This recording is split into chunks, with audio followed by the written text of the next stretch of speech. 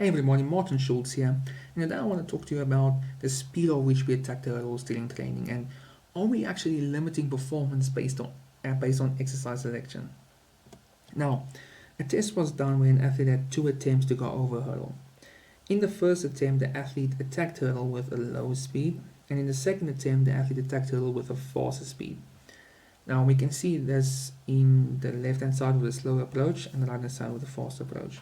Now, the actual results that came back was quite interesting because what it showed us is that when the hurdle was attacked at a lower speed, it actually increased both the duration and the amplitude of the muscles of the takeoff leg. Now, what does this mean? This means that when the hurdle was attacked at a lower speed, the muscles of the takeoff leg was working a lot harder when you compare it at least to the fast approach. Now, we can see this quite clearly in frames 8 to 11, and looking at the left hand side, which is the slower approach, we can see that amplitude of the EMGs is a lot more vicious than compared to the right hand side, which is the fast approach. And not only that, but we can also see that the actual duration of the activation of the muscles is a lot longer. So again, this meaning that with the slow approach, the athlete, the muscles of the takeoff leg was working a lot harder. Now, that means, and I'm just going to say straightforward, when attacking the hurdles with a greater speed, less effort is exerted in the takeoff phase. And not only that, but also attacking hurdles with sufficiently high running speeds facilitated in fast hurdle clearances with optimal muscular effort. And this optimal muscular effort is very, very important because what this means is optimal neuromuscular coordination.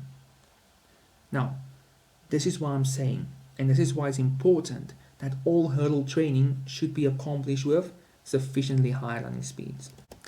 Now, what will happen if you go slow?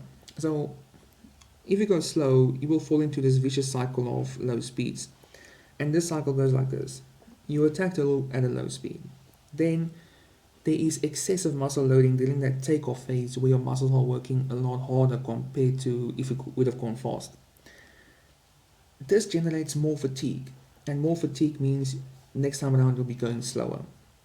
So looking at this from a performance perspective, it doesn't make any sense to attack hurdles at low speeds because more fatigue means more recovery is needed, and more recovery means you have less time to actually train the specific skill.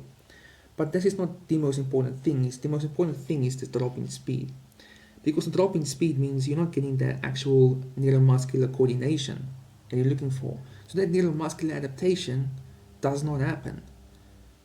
And this is the insane part because I am doing exercises but I'm not actually getting better. So you are basically wasting your time if you're doing hurdles with a slow approach. Now, the opposite is also true.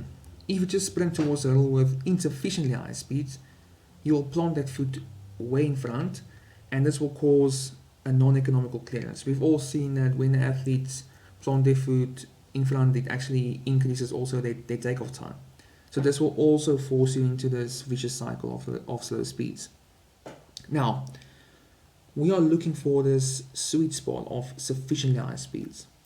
And this sweet spot will allow you to clear the hurdles faster with optimal muscular effort. So you will clear the hurdles with optimal neuromuscular coordination, and you'll actually start improving your neuromuscular coordination.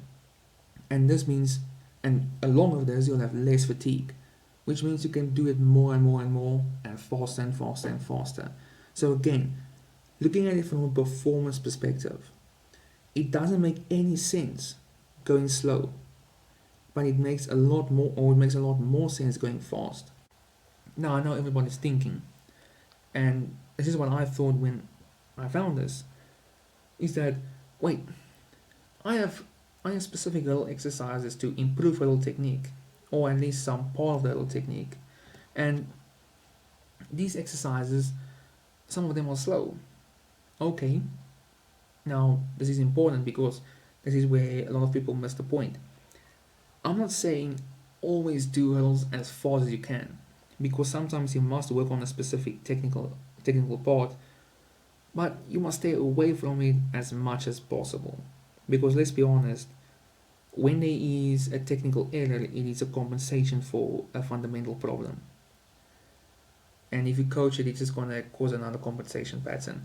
But that's a conversation for another day.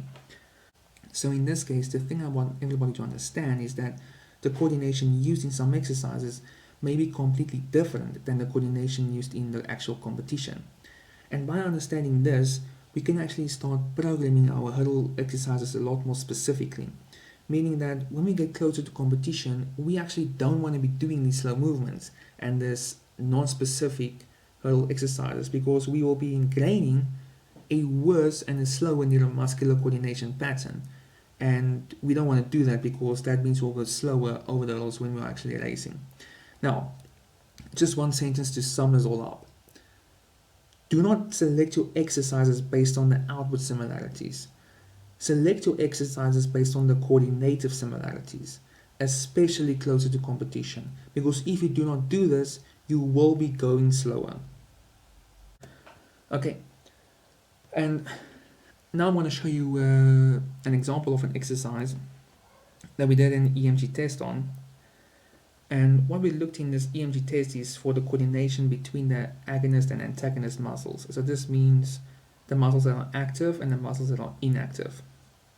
What is their relationship? Now, we have two athletes. Athlete A, which is the top one, is an accomplished athlete, and athlete B is a lower level athlete. So we'll first look at athlete B. And we can see, first off, we can see in athlete B that those muscles have prolonged activity. They are working super hard, super long, and they are basically fighting each other. Now what this simultaneous activity causes is a constrained tense movement. And what we also need to understand is when going over a hurdle, we are actually looking for the body going over the hurdle. We are looking for a specific end result, getting the legs over the hurdles in a specific manner to you now, in a specific manner to your technique. And this is accomplished by joint movements between different muscles. Now, in athlete B case, which is a lower level athlete, there is no joint movement, and the actual end result is achieved by the superiority of a muscle contraction over another. Now, when we compare this to athlete A, we can see that athlete A has a perfection of technique, and we can see that there is increased precision of the neuromuscular coordination, and this can actually be beautifully seen on line B and line C. Now, line B is your rectus femoris and line C is your bicep femoris, and you can actually see when that rectus femoris B is activating, C is recovering. So there is a well-timed loading and relaxation of the different muscles, of the agonist and antagonist muscles. But here's where the problem comes in. Even though we see a perfection of technique in this exercise, the actual coordination of the muscles is quite similar to the coordination of the muscles when we did the slow approach. And I'll show you here now. Yes, on the left hand side is the slow approach from the start, and on the right hand side is the perfection of the hurdling technique in that exercise. And we can see that there is a lot of similarities. The EMG is not quite different. It's actually working a bit harder in the exercise. So this is what people must understand. Even though not all exercises has the same coordinative similarities of your specific hurdling technique. And when peaking, when you want to improve your hurdling speed, you need to do hurdles faster, with a faster approach. It should be common sense, but people don't understand this. So, what's the important takeaways? The important takeaways is first, learning the elements of hurdling technique should occur in the presence of sufficiently high running speeds. And I've shown you why. I've shown you that without high running speeds, without sufficiently high running speeds, your neuromuscular coordination will not improve. which means your hurling technique might get better, but your hurling speed will be the same. So the second takeaway is specialized exercises must have coordination commonalities with the basic hurdle movement. Again, coordination commonalities, not visual commonalities, but most coordination commonalities or exercises with coordination commonalities will look the same as hurdle exercises.